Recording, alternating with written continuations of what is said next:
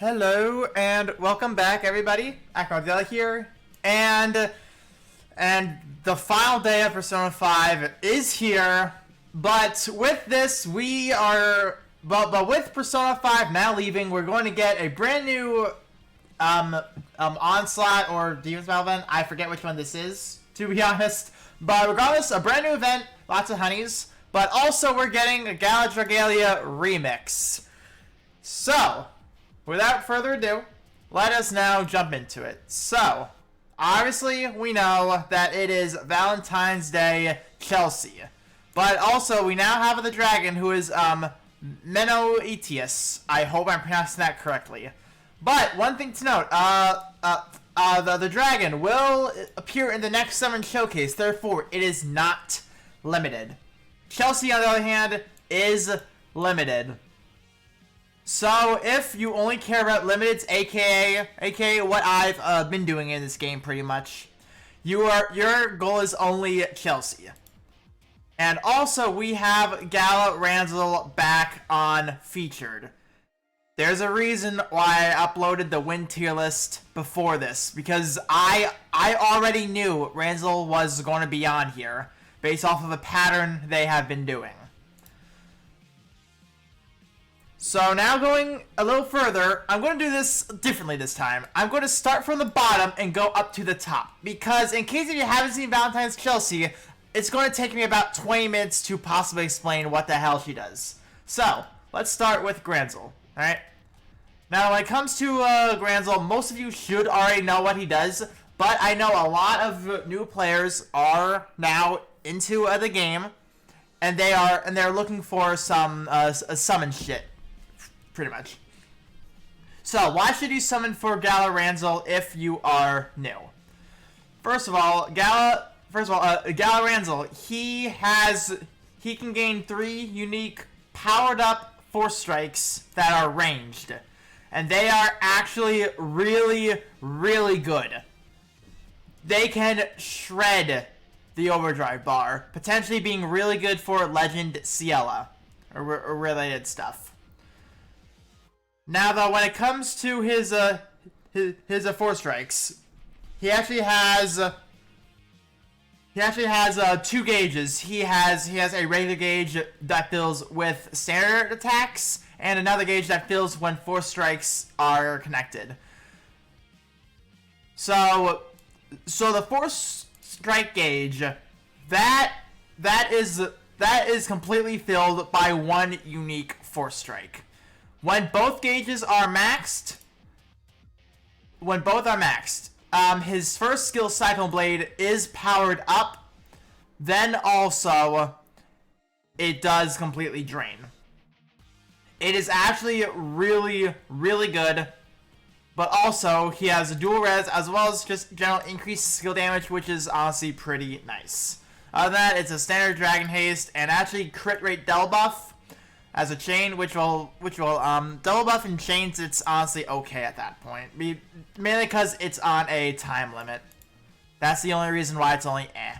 But overall, him as a unit, he's still really, really strong. He was buffed in 1.2.0 first happened, and he climbed. He became really, really good. But now let's move on to the dragon. I'm not gonna pronounce his name again. People have already said nicknames for him. Some of which include Monster Energy, Gamer Chair, Razor Mouse, but also apparently he got drip because of shoes and shit like that. But I'll leave that up to you. So what the hell does this man's do? Skill, damage, and Storm Lash. Storm Lash is very nice. First ability is, increases strength by 50% and adds 15% to water res. So it's similar to what, Prometheus does, for example, but it is less water res, but in exchange, he can gain more strength. That being, if the user is attuned to win, deals 1 damage to surrounding enemies and grants the user Dragon Thrill, effect for 45 seconds when they are hit by an attack that inflicts an affliction. During Thrill, the user's strength is increased by 25%. So he's a 75%. So he's a 75% total with 50% res. I know on Twitter I did say 95%. That was my bad, honestly, because I was looking at 45 seconds and thinking, oh, that's 45%. No, it's a 75%. My bad on that. I did a fucky wucky. So overall, don't bother with him unless you like him. Which I know some people are, but honestly, beyond all that, don't bother. Now we move into Valentines Chelsea. She is a wind bow.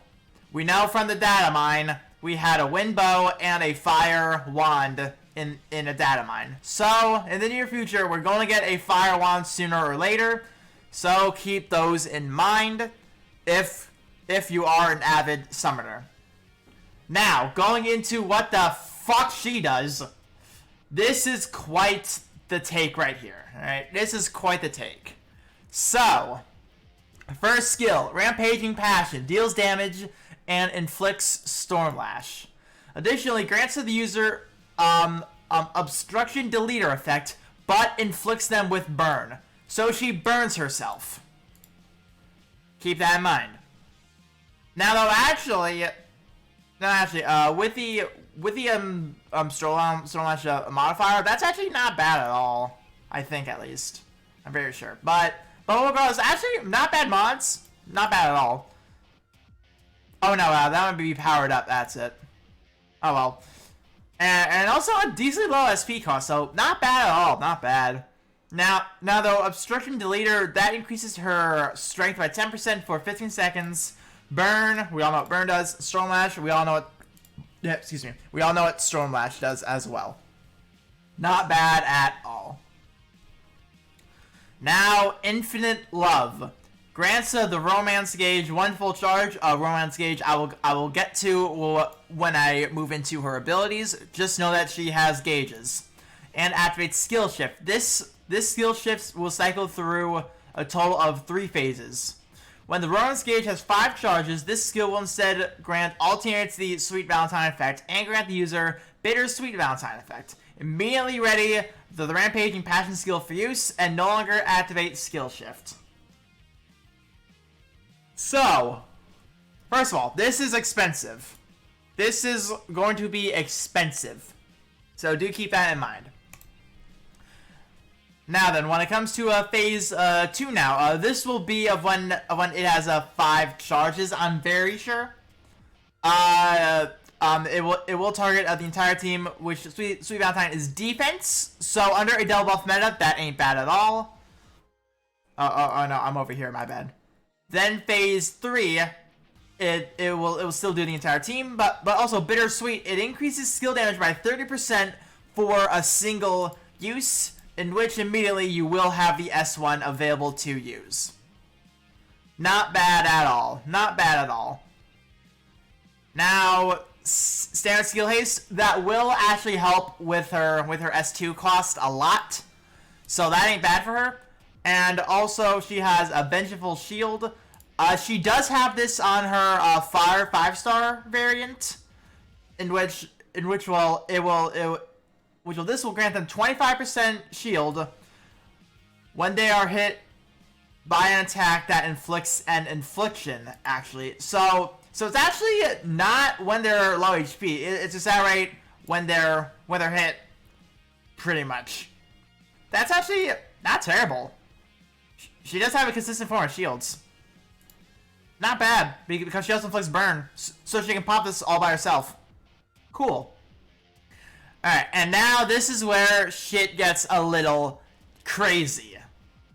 So Mad Romantic 2 grants the user a Romance Gauge that can hold up to 5 charges and offers the following effects. This is more or less a list right now. Oh wait, from here. This is pretty much a list of what you can do. So, when it hits 5 charges, powers up the user's standard attacks and the Infinite Love skill when the Romance Gauge has 5 charges, as we know. You can get one romance. You can get one romance gauge when the infinite love skill is used. We already know that by reading the second skill. Fills the romance gauge by 12.5% when the user is buffed with the skill. After activating, this effect will not activate again for 5 seconds. So, under a double buff meta with Templar Hope and even Lowen already existing, this shouldn't be too bad at all. It will be another form of raising her gauge pretty quickly. And now we have a list of effects based off of the number of charges she has. So, when she has no charges, she has reduced skill damage, defense, and max HP by 10%. All this is reduced. Pretty much when she's fresh starting out, she is weak as shit. When she has one charge, she still has reduced skill damage, defense, and max HP by 5%. So technically speaking, they all increase by 5%. But also, she has a 20% affliction res. When she has two stacks, the res increases to 40%. But also, her skill damage, defense, and HP is now neutral. They are now even. Now, moving on to the third. She's now getting buffs. She has increased skill damage, defense, and max HP by 5%, then also 60% affliction res.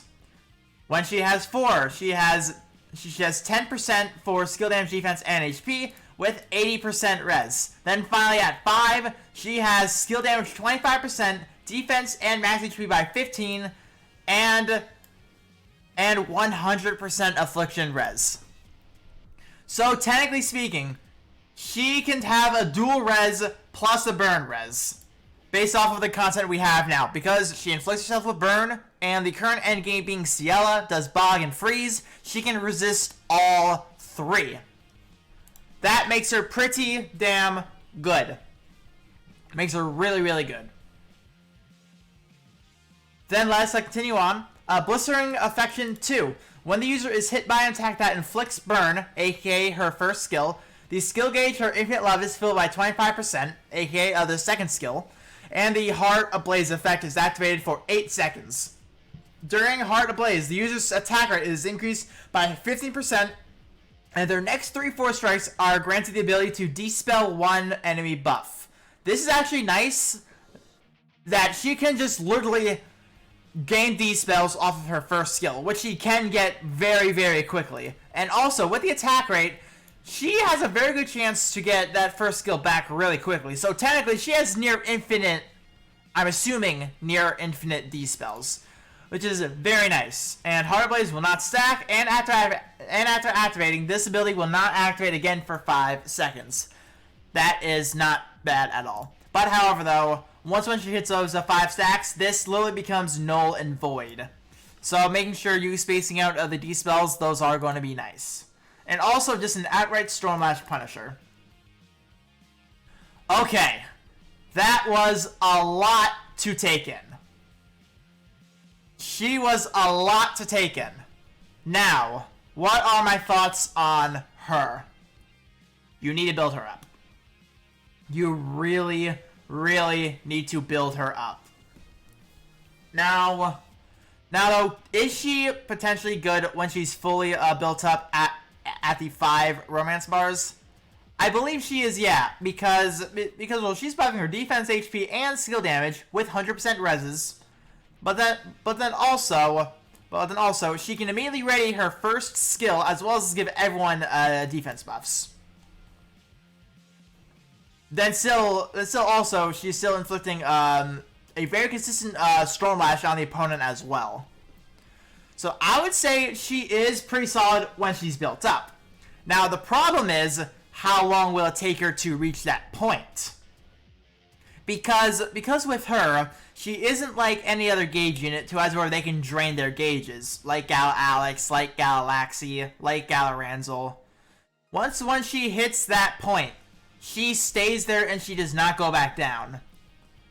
And there's no way she can get that within the first 30 seconds. Unlike some of these other units, potentially. She can very well take over a whole minute in order to reach that point. Now for longer content, that is fine, honestly. But at that point, you have to be careful with her. So she is kind of falling under a high risk, high reward scenario. To us, where if you know the boss, you know how to play a bow unit, you know how to play her, she is going to be dummy good for you. But however, it's really going to be those first two gauges. Those are going to be the massive downside. She can probably hit that within the first like 30 seconds to 45 seconds, I can say. And also, we don't know how her gauges work, because for all we know, it could operate like a skill reservoir, or it can operate like Alaxi, to us where it's technically 1 bar, but it has 3. I feel like it's going to operate like a skill reservoir. To us where it's 1 full bar, that's 1 full bar, that's 2, so on and so forth, up until 5. And that's how I feel like that might work. But we will need to see her in action before we can give a proper assessment on her. But based off of what we see, she could be good. She could really be good. Now, me personally, I will be summoning on her. This kit, it does look fun. It does look appealing, actually. So I will actually pick her up to my unfortunateness, because we still have a gala coming up, and we still have 1.5 anniversary around the corner as well. Then after the anniversary, we're going to have Fire Emblem, more than likely. So regardless, I'm fucked. But either way, hopefully you guys are going to make smart decisions based off of what this banner is. If she does fit your playstyle, absolutely go for her. If not, I'm not going to holler you over it, because I can understand why some people might not like her. Because me personally, I don't like her as a character, just outright. I'm not a fan of the Yandere characters, but her kit does look fun, so I will actually pick her up. Also, limited hell. And, oh yeah, that's right, I forgot to mention this. We're getting Valentine's Melody and Valentine's Addis back as well. Melody is a pickup because she is a win to critical damage. Addis is a skip. Like, honestly, Valentine's Addis is a complete skip. So, well, just if you want to go for Melody, you can absolutely do that. But now that's it for this video. Hopefully you guys have enjoyed, and I'll see you all in the next video. I will see you guys then.